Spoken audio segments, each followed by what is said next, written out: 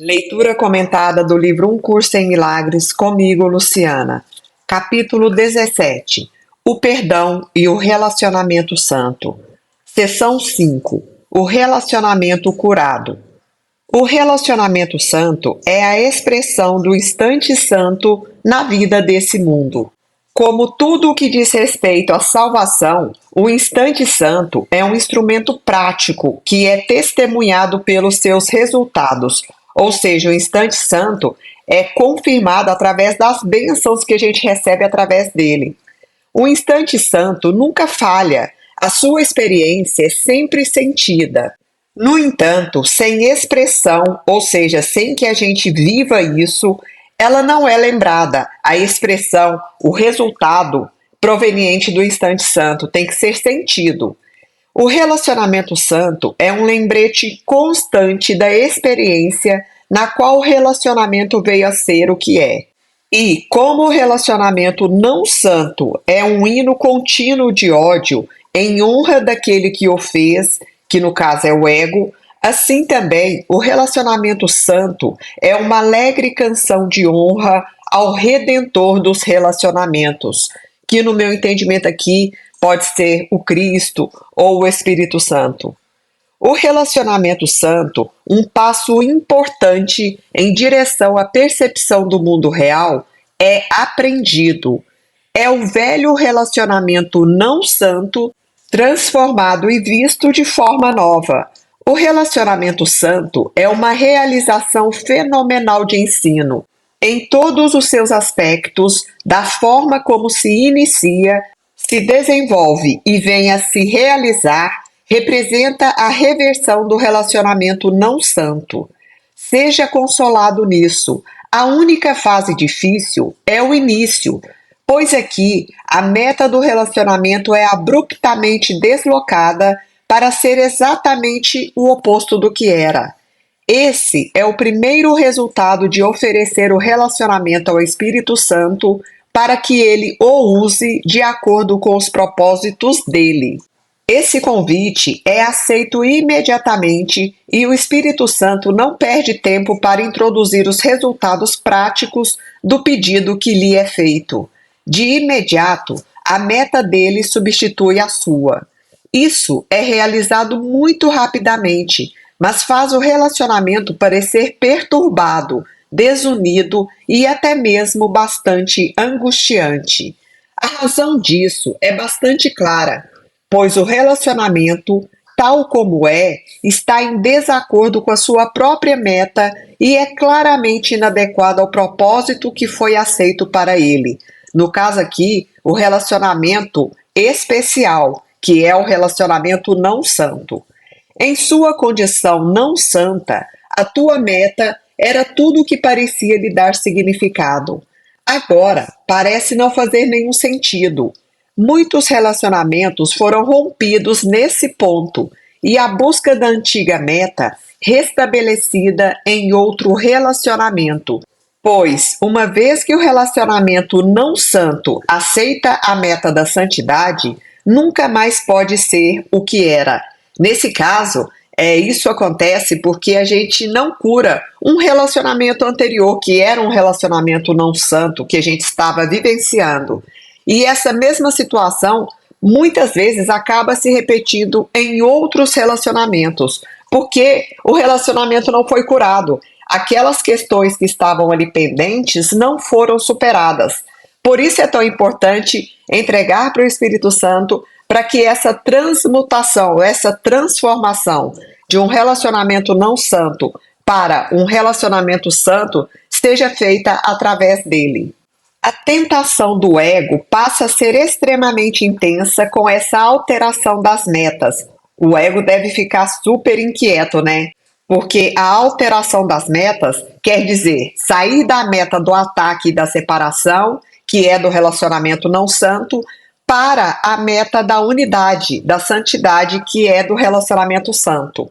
Retomando a frase, então, a tentação do ego passa a ser extremamente intensa com essa alteração das metas, pois o relacionamento ainda não mudou suficientemente para que a sua primeira meta, que era a meta da separação, perca por completo a atração e a sua estrutura é ameaçada pelo reconhecimento de que ele é inadequado para cumprir seu novo propósito, que seria a meta da santidade.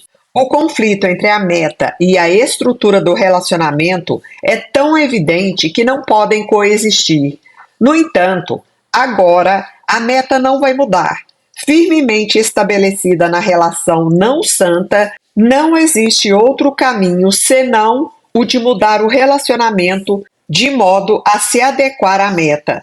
Até que essa solução feliz seja vista e aceita como a única maneira de sair do conflito, o relacionamento pode parecer intensamente desgastado. No entanto, não seria mais benigno deslocar a meta com maior lentidão, porque o contraste seria obscurecido e o ego ganharia tempo para reinterpretar cada passo lento de acordo com o seu desejo. Só um deslocamento radical no propósito é capaz de induzir a uma completa mudança de ideia a respeito da razão de ser de todo o relacionamento. Então, o deslocamento da meta tem que ser abrupto mesmo, feito pelo Espírito Santo. Caso contrário, o ego ganharia tempo e deslocaria essa meta a favor dele. Então, o relacionamento não teria condições de ser curado. À medida que essa mudança se desenvolve e é, afinal, realizada, esse relacionamento cresce, passando a ser cada vez mais benéfico e alegre. Mas, no início, a situação é vivenciada como muito precária. Então, tem esse período de transição em que a situação parece estar completamente sem solução, num estado de precariedade. Mas até esse momento de precariedade faz parte dessa transformação do tipo de relacionamento de uma meta de separação para uma meta de unidade, de unicidade e santidade. Um relacionamento empreendido por dois indivíduos para os seus propósitos não santos, repentinamente tem a santidade como sua meta. Então, de repente, esse relacionamento que tinha o propósito não santo para os dois envolvidos passa a ter uma transformação e direcionada para a santidade. Quando essas duas pessoas contemplam seu relacionamento do ponto de vista desse novo propósito, inevitavelmente ficam horrorizados. A percepção deles sobre o relacionamento pode até mesmo vir a ser bastante desorganizada, bastante confusa, né? E apesar disso, a maneira antiga de organizar a percepção já não serve ao propósito que concordaram em alcançar. Esse é o momento da fé. Então, é exatamente nesse momento da transição, da transformação do relacionamento, em que a entrega, o confiar no processo se faz mais necessário ainda. Esse é o momento de fé que ele traz aqui. Deixou que essa meta fosse estabelecida para você. Isso já foi um ato de fé. Não abandone a fé agora que as recompensas da fé estão sendo introduzidas.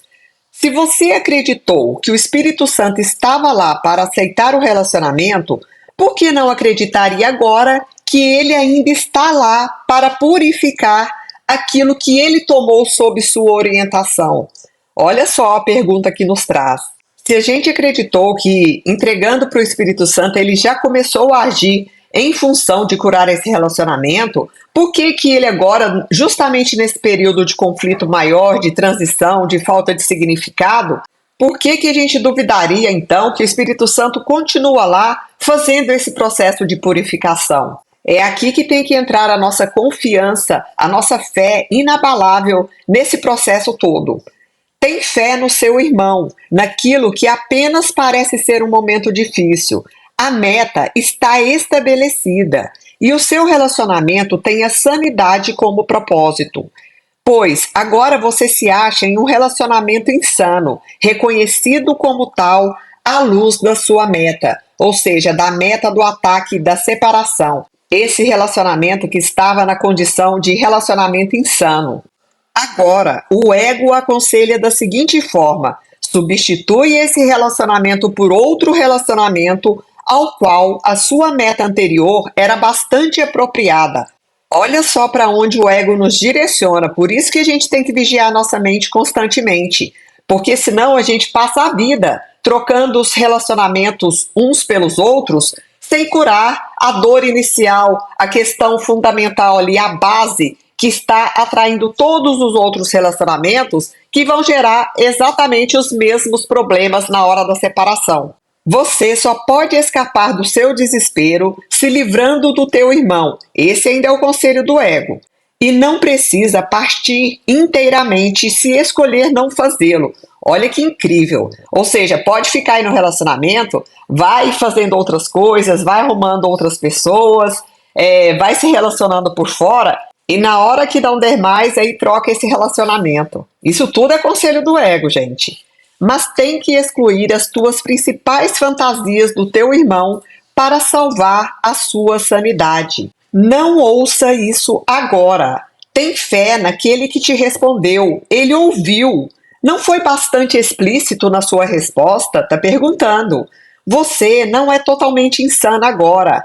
É possível negar que o Espírito Santo te deu uma declaração das mais explícitas? Agora, ele te pede fé por um pouco mais de tempo, mesmo na desorientação, mesmo nesse período de transição, que é conflituoso, que parece não ter mais significado, não ter mais jeito de salvar o relacionamento. Pois isso vai passar e você verá a justificativa da tua fé emergir para te trazer uma nova convicção resplandecente. Então, aí vai começar um período de iluminação desse relacionamento, de purificação.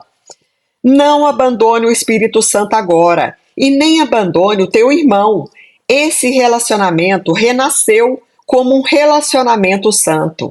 Eu quero retomar só uma frase aqui anterior desse parágrafo que diz: mas você tem que excluir as suas principais fantasias do teu irmão para salvar a tua sanidade. O que ele está trazendo? Que a gente deveria excluir da nossa mente todo o significado equivocado sobre o comportamento do outro, todas as ilusões sobre ser o outro o culpado de algo, do fim do relacionamento, porque a gente projeta fora, né?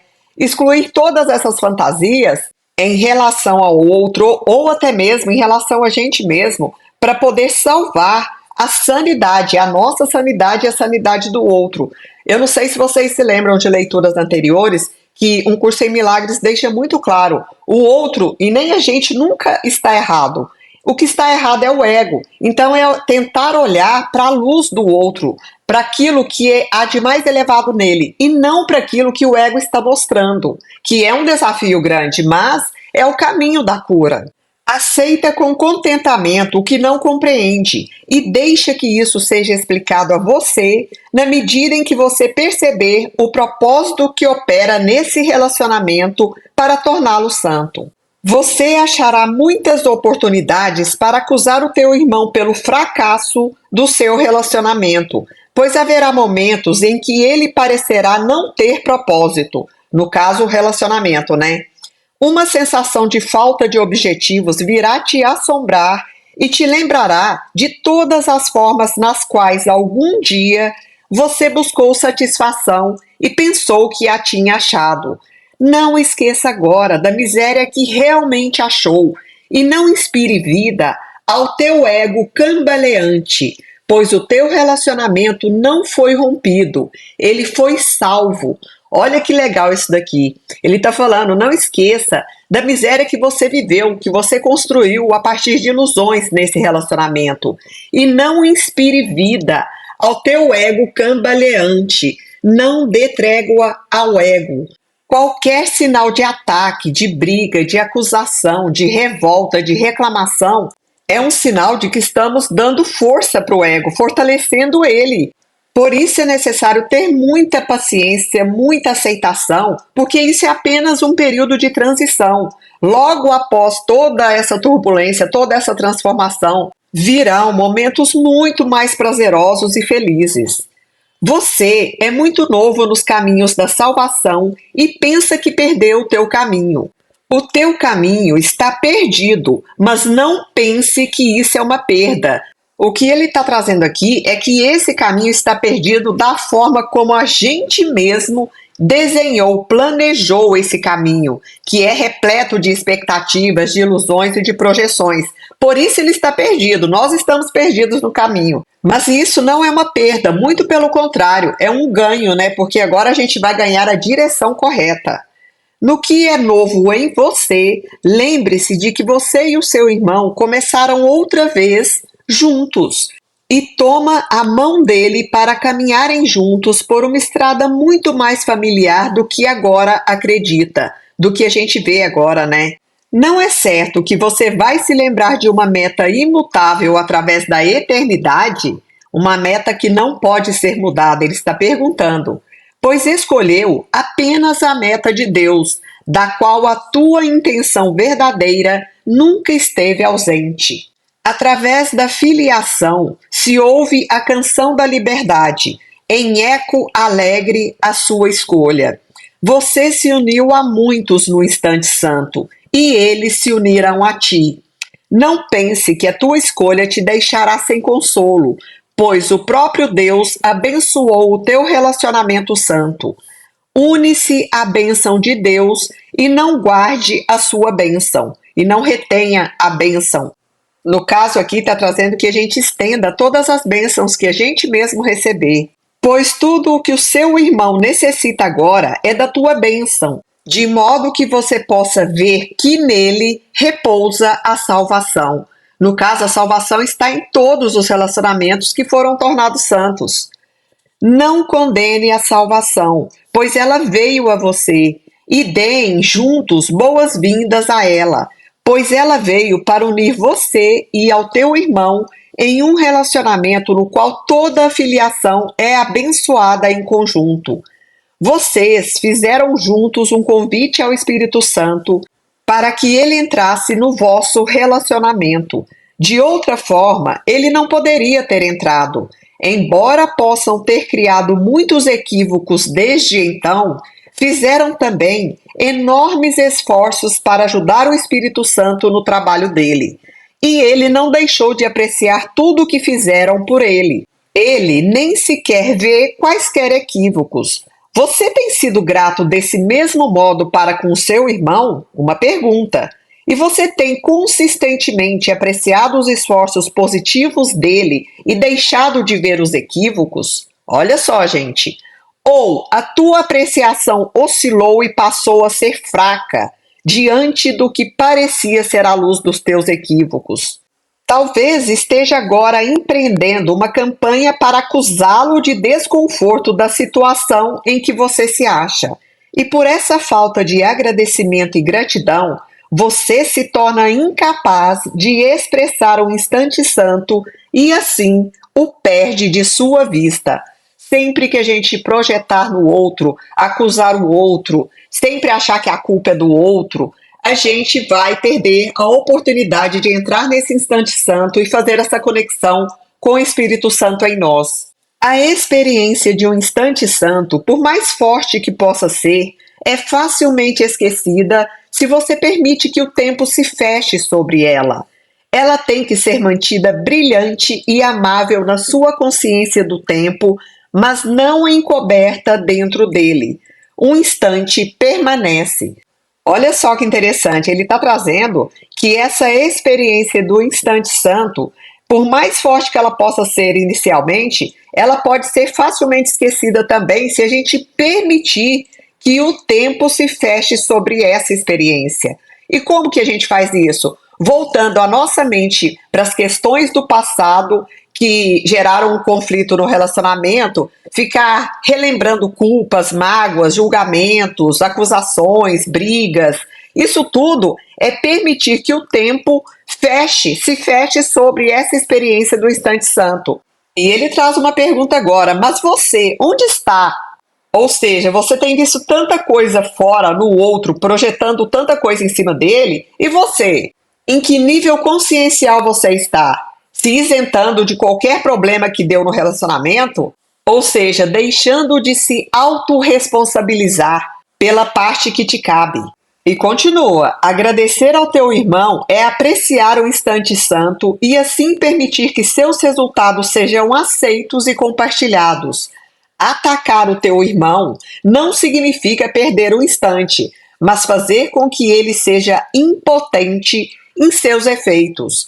Você recebeu o instante santo, mas pode ter estabelecido uma condição na qual não pode usá-lo. Como resultado, não reconhece que ele ainda está contigo, o instante santo no caso. E, se excluindo da expressão do instante santo, negou a ti mesmo o benefício que vem dele. Você reforça isso a cada vez que ataca o teu irmão, pois o ataque necessariamente te cega para você mesmo, e é impossível negar a ti mesmo e reconhecer aquilo que foi dado e recebido por você. Você e o seu irmão estão juntos na presença santa da própria verdade. Aqui está a meta, junto contigo, a meta da verdade. Não acha que a própria meta, por si mesma, arranjará com contentamento os meios para sua realização? É exatamente essa mesma discrepância entre o propósito que foi aceito e os meios, como eles se apresentam agora, que parece te fazer sofrer, mas que faz o céu contente. Se o céu estivesse fora de ti, você não poderia compartilhar do contentamento celestial. Entretanto, porque o céu está dentro de você, é que o contentamento também é seu. Vocês estão unidos em propósito, mas ainda permanecem separados e divididos em relação aos meios. No entanto, a meta é fixa, firme e inalterável, e os meios certamente se adequarão, posto que a meta é segura. Vocês irão compartilhar do contentamento da filiação por ser assim. Isso confirma que todo relacionamento, independente de como ele está acontecendo, tem um propósito que a gente não compreende, mas tudo tem um propósito. À medida que você começar a reconhecer e a aceitar as dádivas que deu tão livremente ao teu irmão, aceitará também os efeitos do instante santo e usará esses efeitos para corrigir todos os teus equívocos e te libertar dos seus resultados, dos resultados que os equívocos provocaram. E aprendendo isso, terá também aprendido como liberar toda a filiação e oferecê-la dando graças com contentamento a quem te deu a tua liberação e a quem quer estendê-la através de você, que no caso aqui é o Espírito Santo. Linda reflexão. Fim da leitura do livro-texto.